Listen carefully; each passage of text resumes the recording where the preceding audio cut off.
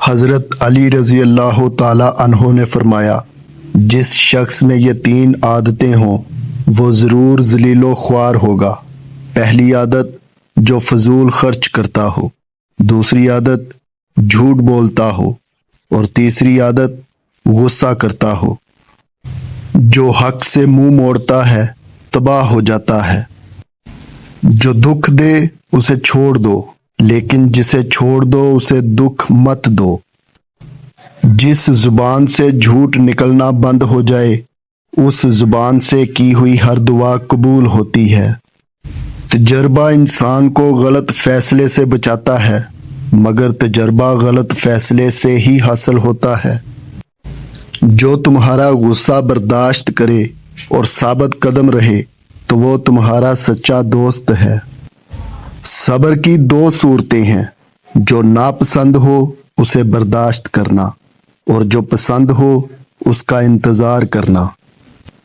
جس نے تجھے ذلیل سمجھا، اگر تجھے عقل ہے تو بے شک اس نے تجھے فائدہ پہنچایا۔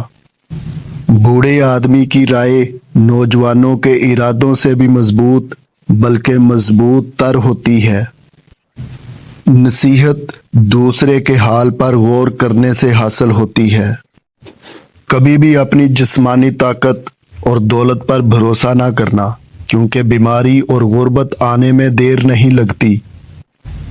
انسان کا سب سے بڑا دشمن اس کا دماغ ہوتا ہے، جو پکڑ پکڑ کر لاتا ہے ان لمحوں کو جو تکلیف دیتے ہیں۔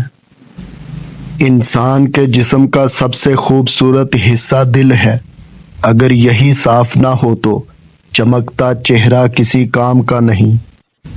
اگر کوئی تم سے پوچھے بتاؤ زندگی کیا ہے، تو تم ہتھیلی پر ذرا سی خاک رکھنا اور اسے اڑا دینا۔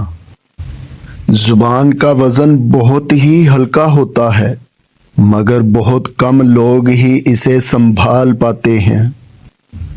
کسی کی تباہ حالی پر خوش نہ ہو، کیا خبر کل زمانہ تمہارے ساتھ یہی برتاؤ کرے۔ جب تمہاری مشکلات حد سے زیادہ بڑھنے لگیں تو سمجھ لو کہ اللہ تمہیں بلند مقام دینے والا ہے۔ لوگوں کے عیبوں سے اس طرح غافل ہو جاؤ جیسے سوتے وقت دنیا سے غافل ہو جاتے ہو۔